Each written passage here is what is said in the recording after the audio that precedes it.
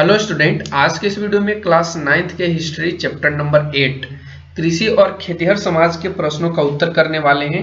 तो आज की इस वीडियो में हम लोग जो क्वेश्चन आंसर करेंगे वो ऑब्जेक्टिव क्वेश्चन का करेंगे, खाली जगह को भरने वाला करेंगे और लघु उत्तरीय प्रश्न को करेंगे। दीर्घ उत्तरीय के जो प्रश्न है उसको हम आगे आने वाले वीडियो में करेंगे।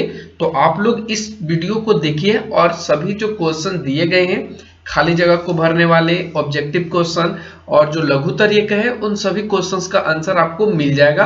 बहुत अच्छे से आपको हम बताएंगे और समझाते हुए भी चलेंगे।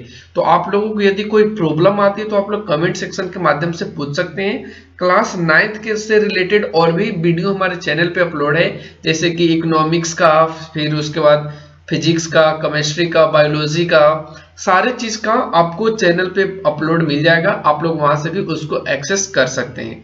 तो चलिए आज के इस वीडियो में फटाफट से बढ़ते हैं अपने क्वेश्चंस की ओर और देखते हैं कि कृषि और खेतिहर समाज से कौन कौन से क्वेश्चन है और उसको कैसे लिखना है। तो चलिए फर्स्ट क्वेश्चन आपके स्क्रीन पर अब दिखेगा, जिसमें कहा है कि दलहन फसल वाले पौधों की जड़ की गांठ में पाया जाता है। यानी दलहनी जो फसल होते हैं उसके पौधे में, उसके पौधे की जो जड़ होती है उसमें कुछ गांठ टाइप के बना होता है। तो उस गांठ में क्या पाया जाता है, ठीक है, ये आपसे पूछा है। ऑप्शन क में कहता है कि नाइट्रोजन स्थिरीकरण जीवाणु पाया जाता है। ख में कहता है कि पोटेशियम स्थिरीकरण जीवाणु पाया जाता है। ग में कहता है कि फॉस्फेटी स्थिरीकरण जीवाणु पाया जाता है और घ में कहता है कि इनमें से कोई नहीं। तो दलहनी जो फसल होते हैं उसके पौधे के जड़ों में जो होती है बच्चों, वो नाइट्रोजन स्थिरीकरण होता है। अगर उसका नाम अगर हम बात करें तो उसका नाम होता है राइजोबियम। आप लोग थोड़ा सा ध्यान रखना, ये भी क्वेश्चन आपसे पूछा जाता है कि दलहनी फसल के पौधों की जड़ में कौन सा जीवाणु पाया जाता है। तो आप लोग उसका नाम बता देंगे, राइजोबियम। और ये राइजोबियम काम करता है नाइट्रोजन को स्थिरीकरण करने में। चलते अब क्वेश्चन नंबर 2 पे। क्वेश्चन नंबर 2 कहा है कि शाही लीची बिहार में मुख्यतः होता है। यानी शाही लीची बिहार में कहाँ होता है मुख्य रूप से। ऑप्शन क में कहता है हजारीबाग, ऑप्शन ख में कहता है समस्तीपुर, ऑप्शन ग में कहता है मुजफ्फरपुर और ऑप्शन घ में कहता है सिवान। तो जो शाही लीची होता है बच्चों अपने बिहार की मुजफ्फरपुर जिले में होती है, ठीक है। तो आप यहाँ पे मुजफ्फरपुर को आप करेक्ट आंसर कर लेंगे, मुजफ्फरपुर। अब बढ़ते अगले क्वेश्चन, क्वेश्चन नंबर 3 पे आइए। क्वेश्चन नंबर 3 कहता है कि जो रबी फसल है उसे बोया जाता है।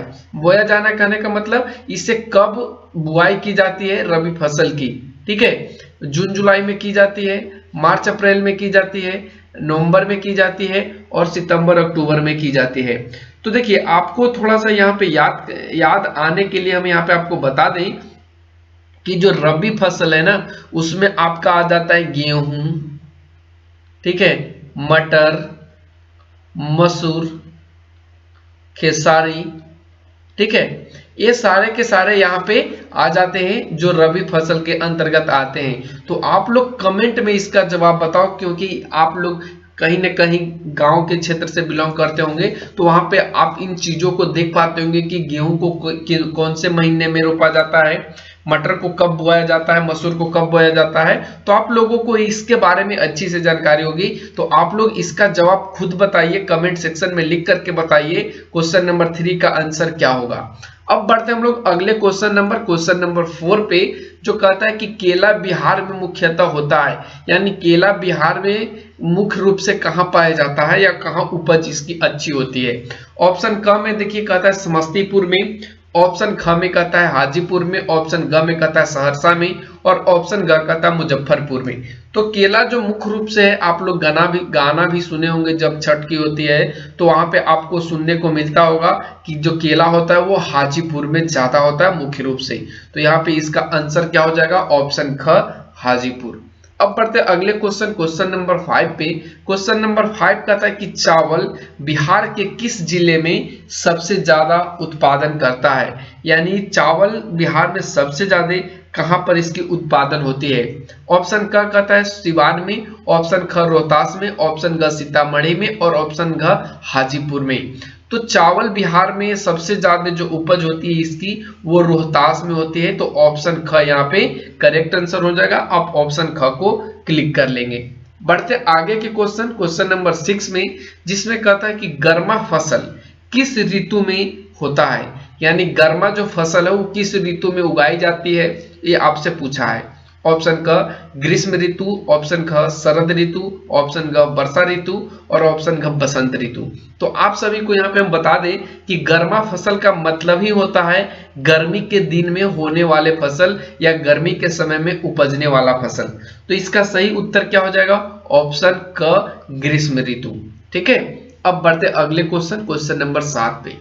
क्वेश्चन नंबर 7 कहता है कि रेशेदार फसल को चुने, यानी रेशेदार फसल कौन है, क्या आम है, लीची है, धान है या कपास है। तो देखिए आम क्या है, रेशेदार फसल तो है नहीं, तो इसका सही आंसर क्या हो जाएगा, ऑप्शन घ कपास। ठीक है, ऑप्शन घ बिल्कुल यहाँ पे करेक्ट आंसर हो जाएगा। अब बढ़ते आगे के क्वेश्चन नंबर 8 में, जिसमें कहता है कि अगहनी फसल को चुने। अगहनी कहने का मतलब जो अगहन के महीना में होता है, और अगहन के मतलब आप लोग समझ पाते होंगे। अगहन में अगर हम मुख्य रूप से बात करें तो इसमें धान आपका सबसे ज्यादा उपज होती है। तो ऑप्शन भी आपको दिया है चावल, चावल का मतलब यहाँ पे धान से ही रिलेटेड होगा, जूट, मूंग, गेहूं, गेहूं तो अगहन में होता ही नहीं है। तो इसका सही जवाब कौन सा हो जाएगा, ऑप्शन क चावल। अब बढ़ते आगे के क्वेश्चन जो खाली जगह को भरने वाला है, इसको भी हम लोग कंप्लीट करते हैं। तो देखिए फर्स्ट क्वेश्चन में कहता है कपास एक खाली जगह फसल है। तो अभी हमने आपको बताया था कि कपास कौन सा फसल है, तो रेशेदार फसल है। तो आप यहाँ पे क्या लिखेंगे, रेशेदार। ठीक है, आप यहाँ पे लिख देंगे रेशेदार फसल है। फिर कहता है मक्का खाली जगह फसल है। तो मक्का कैसा फसल है, तो ये खाद्य फसल है, इसको हम लोग खाते हैं। तो यहाँ पे लिख देंगे मक्का खाद्य फसल है। अब बढ़ते हैं आगे के क्वेश्चन नंबर 3 पे, जो कहता है कि भारत एक खाली जगह प्रधान देश है।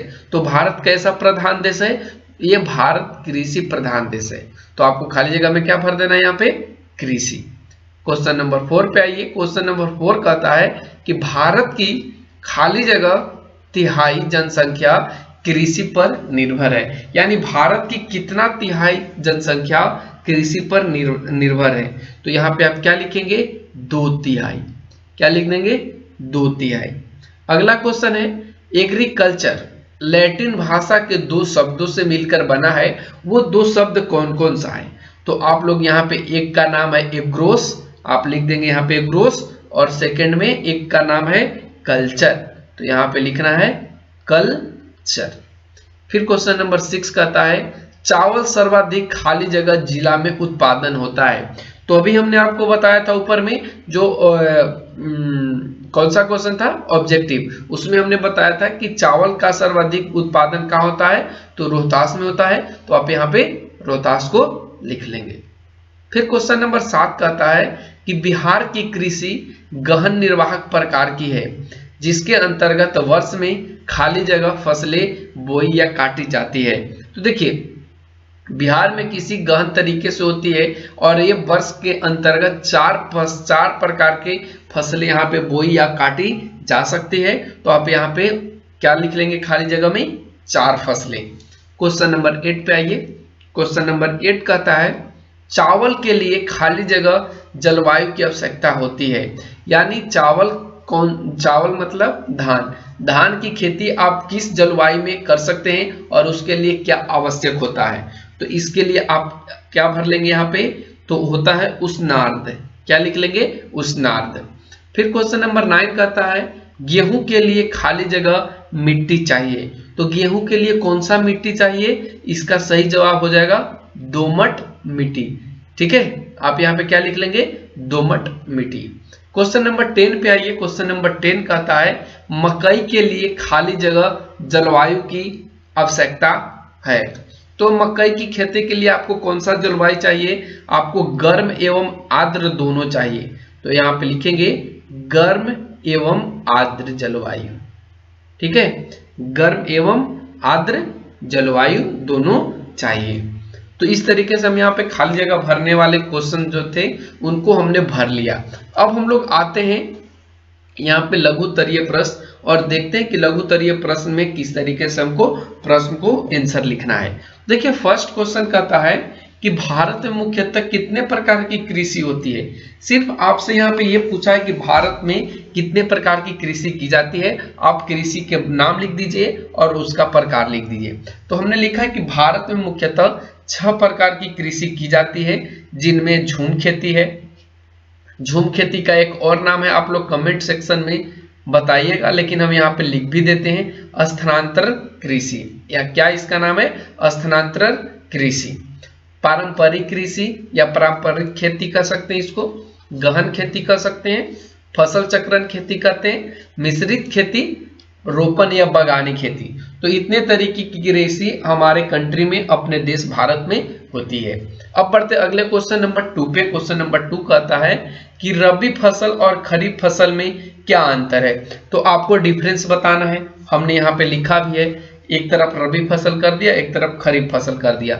रबी फसल में लिखा कि ये बसंत ऋतु में, ये बसंत ऋतु की फसल है, और खरीफ में लिखा ये शरद ऋतु की फसल है। अब इन दोनों का जो बुआई होता है, यहाँ पे एक का होता है अक्टूबर नवंबर में और दूसरे का होता है जून जुलाई में, ठीक है। एक जो है, कहने का मतलब जो खरीफ फसल है ये नवंबर दिसंबर तक पककर तैयार हो जाता है, और इसे नवंबर दिसंबर में काट भी ली जाती है। लेकिन ये जो है फसल, रबी फसल, ये मार्च अप्रैल में पककर के तैयार होता है, और इसे मार्च अप्रैल में काट ली जाती है। उदाहरण के रूप में गेहूं, जौ, चना, सरसों, ये सभी जो हैं वो कौन से फसल के अंतर्गत आते हैं, तो ये रबी फसल के अंतर्गत आते हैं। जबकि धान, तिल, कपास, गन्ना, ये सभी जो आते हैं वो किस में आते हैं, तो खरीफ फसल में आते हैं। तो इस तरीके से हमने यहाँ पे दोनों में डिफरेंस करके आपको समझा दिया। अब बढ़ते अगले क्वेश्चन, क्वेश्चन नंबर 3 पे। क्वेश्चन नंबर 3 का क्या कहता है कि पादप संकरण क्या है। बहुत ही अच्छा क्वेश्चन है, पादप संकरण क्या है। तो देखिए हम यहाँ पे उत्तर लिखे हैं कि एक कम वांछित गुणों वाली, एक कम वांछित गुणों कहने का मतलब एक का गुण कम हो थोड़ा सा, और दूसरी का जो गुण हो वो अपेक्षाकृत ज्यादा हो, तो पृथक प्रजातियों के मध्य कृत्रिम पादप प्रजनन करा करके एक नवीन प्रजाति विकसित करने को पादप संकरण कहते हैं। कहने का मतलब है एक लो क्वालिटी का बीज है और एक हाई क्वालिटी का बीज है, और इन दोनों में पृथक करने का मतलब कोई तीसरी जाति से यहाँ पे संयुग्मन करा करके एक नया बीज का उत्पन्न कर देना। जैसे कि कहने का मतलब एक आपका देसी है और बी आपका विदेशी है, तो इन दोनों के बीच में कोई और नया तीसरा आकर के इसका संयुग्मन कर देता है।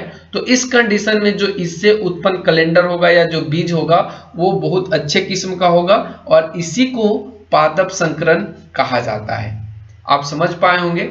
अब बढ़ते हम लोग अगले क्वेश्चन, क्वेश्चन नंबर 4 पे, जिसमें कहता है कि मिश्रित खेती क्या है। मिश्रित से पता ही चल रहा है मिलावटी खेती, यानी जिसमें एक से ज्यादा फसल बोई जाती है एक बार, तो ऐसे जो खेती होंगी उसको हम लोग मिश्रित खेती के नाम से जानते हैं। चलिए उत्तर में हमने लिखा भी है कि एक ही खेत में समान समय, मतलब एक ही समय में 2 या 3 फसल लगाने को मिश्रित खेती कहा जाता है।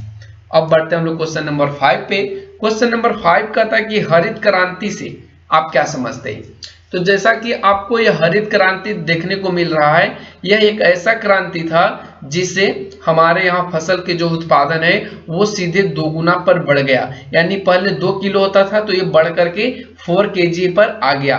और ये ऐसा क्यों हुआ, तो इसमें जब हरित क्रांति हुई तो इसमें नई किस्म का बीज का यहाँ पे लाया गया, नई टेक्नोलॉजी लाया गया, और साथ में कृषि के साधन के सारे जो सामान होते हैं या कृषि को करने का जो भी उपयोगी चीज होता है उन सभी को उपलब्ध कराया गया इस क्रांति के बाद। तो इसलिए इस क्रांति का नाम हरित क्रांति दिया गया है। ऐसे हमने यहाँ पे लिखा है कि हरित क्रांति फसलों के उत्पादन में वृद्धि करने के लिए 1960 के दशक में होने वाला एक क्रांति था, जिसमें बीजों का किस्म बदलकर खेती की गई और फसलों के उत्पादन में वृद्धि की गई। ठीक है, तो हम लोग यही समझते हैं हरित क्रांति का मतलब हरित क्रांति होता क्या है।